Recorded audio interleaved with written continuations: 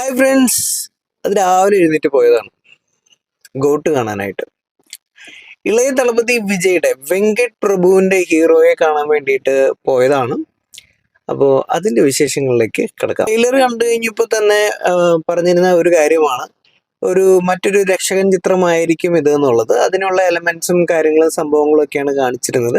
പക്ഷെ പടത്തിൽ അത്യാവശ്യത്തിനുള്ള ചെറിയ ട്വിസ്റ്റും ടേൺസും എല്ലാം വെച്ചിട്ട് ഒരു പതിവ് രീതിയിൽ നിന്നും മാറ്റിപ്പിടിക്കാനായിട്ട് വെങ്കട് പ്രഭുവും ശ്രമിച്ചിട്ടുണ്ട്. വെളുപ്പിന് 4 മണിക്ക് കേരളക്കരയിലുള്ള ജനങ്ങളൊക്കെ കാണാനായിട്ട് എഴുന്നേറ്റ് പോകുന്നു എന്ന് വെച്ച് കഴിഞ്ഞാൽ അദ്ദേഹം തന്നെയാണ് അതിന്റെ പ്രധാനപ്പെട്ട കാരണം എന്നുള്ളതിൽ സംശയമൊന്നുമില്ല. അപ്പം വിജയ് തന്നെയാണ് ഫസ്റ്റ് ഫാക്ടർ എന്ന് പറഞ്ഞിട്ടുണ്ടെങ്കിൽ. ഈ ഇമോഷൻ സീൻസ് പൊതുവെ അദ്ദേഹം ഒരു തട്ടുപൊളിപ്പൻ സ്റ്റൈലാണ്, എല്ലാവർക്കും അറിയാം. ഇമോഷണൽ സീൻസ് ഒക്കെ കൈകാര്യം ചെയ്യുന്നതിനകത്ത് അത്ര ഒരു മിടുക്കനാണോ എന്ന് വെച്ച് കഴിഞ്ഞാൽ എനിക്ക് പലപ്പോഴും ആവറേജ് മാത്രമാണ് ഫീൽ ചെയ്തിട്ടുള്ളത്. ഇതിൽ ഒന്ന് രണ്ട് സാധനങ്ങളിൽ ഗംഭീരമായ പ്രകടനം നടത്തിയിട്ടുണ്ട്.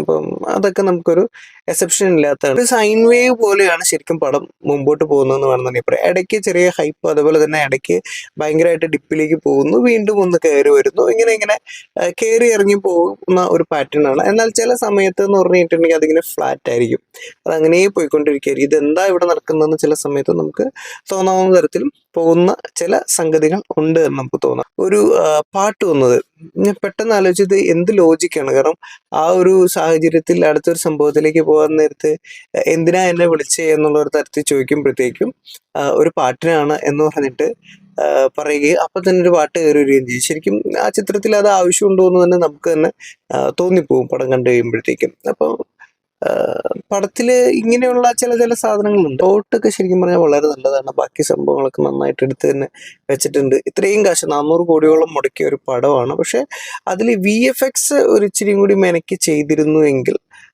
ഈ പറഞ്ഞ പോലെ കുറേ ടെക്നോളജിയുടെ സഹായമൊക്കെ നേടുന്നതിന് പകരം ചില സംഭവങ്ങളൊക്കെ റിയൽ ആയിട്ട് ആളുകളെ കൊണ്ട് തന്നെ ചെയ്യിക്കാമായിരുന്നു എന്ന് തോന്നി.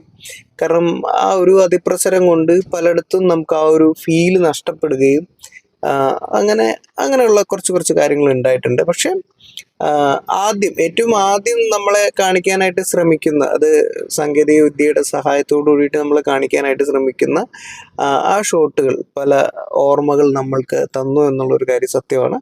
പക്ഷെ പിന്നീട് വിജയുടെ ചെറുപ്പകാലവും അതുപോലെ തന്നെ കുറച്ച് കാര്യങ്ങൾ കാണിക്കുന്നിടത്ത് അതൊന്ന് പാളിപ്പോയോ എന്നൊരു സംശയം എനിക്കുണ്ട്.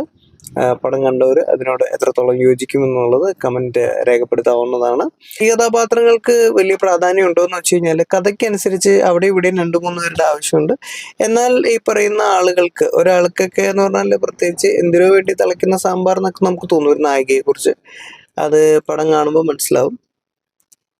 ആകെ മൊത്തം 50% പടം ഓക്കെ തന്നെയാണ്. ടെക്നോളജികൾ ഉപയോഗിച്ച് നമ്മൾ ക്രിയേറ്റ് ചെയ്തിരിക്കുന്ന സാധനങ്ങളുടെ അധപതനമാണ് ഇതിനകത്തൊരു പ്രശ്നം.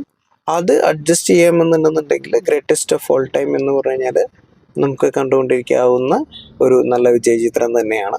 പക്ഷെ അത് നിങ്ങൾക്ക് സാധ്യമല്ല എന്നുണ്ടെങ്കിൽ ഈ പറയുന്ന ഒരു സംഭവം നിങ്ങൾ ആ ഒരു പേസിൽ അങ്ങോട്ട് പോകുമെന്നുണ്ടെങ്കിൽ പടം സെറ്റാണ്. അല്ല എന്നുണ്ടെങ്കിൽ അത് നിങ്ങളുടെ കപ്പ് ഓഫ് ടീ അല്ല എന്ന് നമുക്ക് പറയേണ്ടതായിട്ട് വരും. ചിലപ്പോൾ ചില സാഹചര്യങ്ങളിൽ ഞാൻ പറയില്ല, അത്യാവശ്യം നമ്മൾക്ക് ഫാമിലി ഇമോഷനും സാധനവും എല്ലാം വളരെ നന്നായിട്ട് പോയിക്കൊണ്ടിരുന്നതാണ്.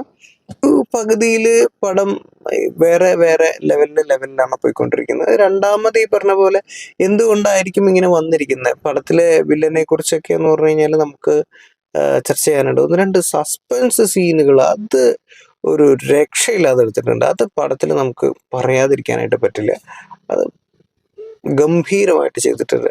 പിന്നെ ബാക്കി ഈ നമ്മളുടെ നായകന്റെ കൂടെ നിൽക്കുന്ന ആളുകൾക്ക് എല്ലാവർക്കും തന്നെ 2 പേർക്ക് അത്യാവശ്യം റോളുണ്ട്. മൂന്നാമത്തെ ആൾക്കും അവിടെ ഇവിടെ ആയിട്ടൊരു റോൾ ഉണ്ട് എന്നുള്ള രീതിക്ക് പറയാം. എന്നാലും മൊത്തത്തിൽ ഈ കഥ എന്ന് പറഞ്ഞു കഴിഞ്ഞാൽ ചുറ്റിപ്പറ്റി നിൽക്കുന്നത് ആരെക്കുറിച്ചാണെന്ന് ഞാൻ പ്രത്യേകിച്ച് പറയണ്ടല്ലോ. പടത്തെക്കുറിച്ച് പറയുമ്പോൾ എനിക്ക് ഓർമ്മ വരുന്ന വേറൊരു കാര്യം കൂടിയുണ്ട്. ഒരാളെ ഇഷ്ടമാണോ എന്ന് ചോദിക്കുമ്പോൾ ഒരു പെൺകുട്ടി പറയുന്ന പഴയൊരു സിനിമയിൽ ഒരു ഡയലോഗുണ്ട്, എനിക്ക് ചേട്ടൻ്റെ സംസാരം ഇഷ്ടമാണ്, പാട്ട് ഇഷ്ടമാണ്, എല്ലാം ഇഷ്ടമാണ്, സ്വഭാവം ഇഷ്ടമാണ്, പക്ഷേ എനിക്ക് അങ്ങനെ കാണാൻ പറ്റില്ല എന്ന് പറഞ്ഞ പോലെ പടത്തിൽ ഒരുപാട് പോസിറ്റീവ്സ് ഉണ്ട്, ഒരുപാട് സംഗതികളുണ്ട്, ഒരുപാട് കാര്യങ്ങളുണ്ട്, കാണാവുന്ന പടം തന്നെയാണ്. പക്ഷേ ആ VFX, ആ സംഭവം ഒന്ന് മെനക്കാക്കിയിരുന്നു എങ്കിൽ ശരി ശരി, അത്രയേ ഉള്ളൂ. അപ്പോൾ എന്തായാലും കണ്ടവരെല്ലാം നിങ്ങളുടെ അഭിപ്രായം രേഖപ്പെടുത്തുക. കാണാത്തവർ ഒരു വൺ ടൈം വാച്ചബിൾ ആയിട്ടുള്ള പടം തന്നെയാണ്. പിന്നെ അതിൻ്റെ ഒരു ടൈലൻ്റ് ഉണ്ട്, അത് വരുന്നതിന് മുമ്പ് എഴുന്നേറ്റ് വീട്ടിൽ പോകാനായിട്ട് പ്രത്യേകം ശ്രദ്ധിക്കുക. അപ്പം നിങ്ങൾക്ക് പടം കുറച്ചും കൂടി ഇഷ്ടപ്പെടും.